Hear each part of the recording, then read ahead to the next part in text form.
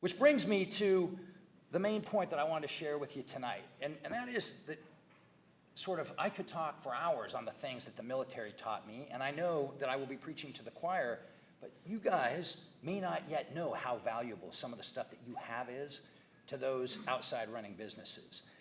Because it turns out, right, that these principles are way less domain specific than they are anthropologic in nature.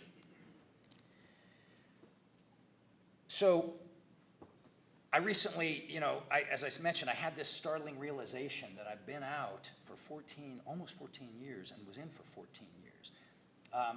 And it's given me a little bit of perspective that the best teammates that I have had as a civilian have all been vets.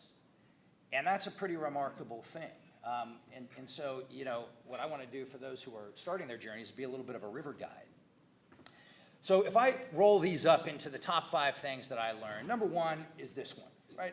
It really is all about the team.